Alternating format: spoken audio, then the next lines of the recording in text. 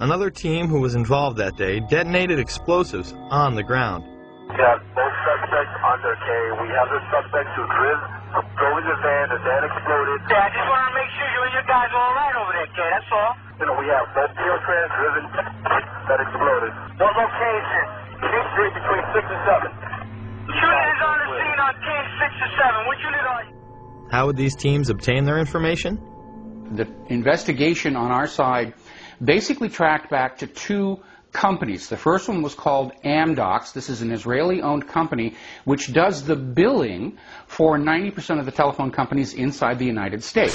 Fox News has learned that some American terrorism investigators fear certain suspects in the September 11th attacks may have managed to stay ahead of them by knowing who and when investigators are calling on the telephone.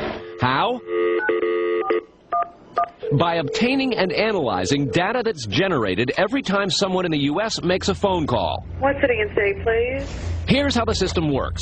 Most directory assistance calls and virtually all call records and billing in the U.S. are done for the phone companies by Amdocs Limited, an Israeli-based private telecommunications company.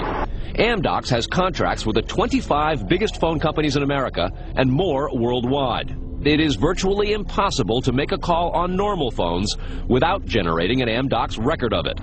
In recent years, the FBI and other government agencies have investigated Amdocs more than once. Sources tell Fox News that in 1999, the super-secret National Security Agency, headquartered in northern Maryland, issued what's called a top-secret, sensitive, compartmentalized information report, TSSCI, warning that records of calls in the United States were getting into foreign hands, in Israel in particular.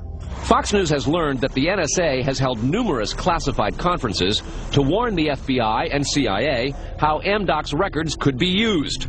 So if you know the name of a police officer, or even if you know the name just of an informant, you can follow that network of who's talking to who and basically determine that whole association of names and contacts that represent that unit of operation. Fox News has documents of a 1997 drug trafficking case in Los Angeles in which telephone information, the types that Amdocs collects, was used to, quote, completely compromise the communications of the FBI, the Secret Service, the DEA, and the LAPD.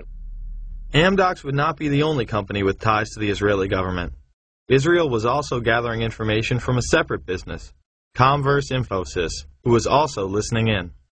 This company, inside the United States, installs and maintains the phone tapping equipment that law enforcement and the government use to eavesdrop on your phone calls. The company is Converse Infosys, a subsidiary of an Israeli-run private telecommunications firm with offices throughout the U.S. It provides wiretapping equipment for law enforcement. Here's how wiretapping works in the U.S.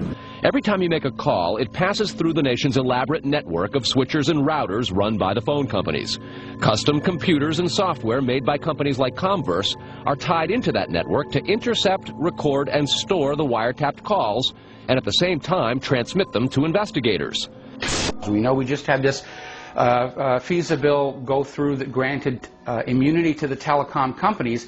It was Converse Infosystem that was setting up all these special rooms and all the switching centers where the law enforcement or the government or whoever could simply push a button and listen to your phone call. Gone are the days of the little alligator clips and wires needed to eavesdrop on a phone call. They can sit in a room anywhere in America, touch a few buttons, and listen to your phone calls. But the complaint about this system is that the wiretap computer programs made by Converse have in effect a back door through which wiretaps themselves can be intercepted by unauthorized parties.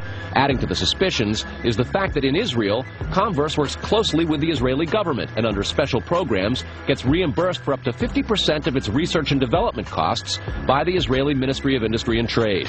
But investigators within the DEA, INS, and FBI have all told Fox News that to pursue or even suggest Israeli spying through Converse is considered career suicide.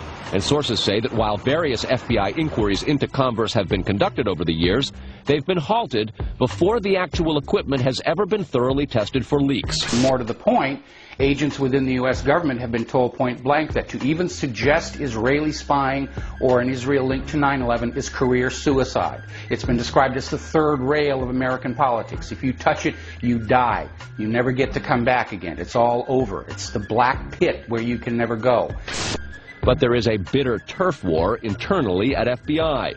It is the FBI's office in Quantico, Virginia, that has jurisdiction over awarding contracts and buying intercept equipment. And for years, they've thrown much of the business to Comverse. A handful of former U.S. law enforcement officials involved in awarding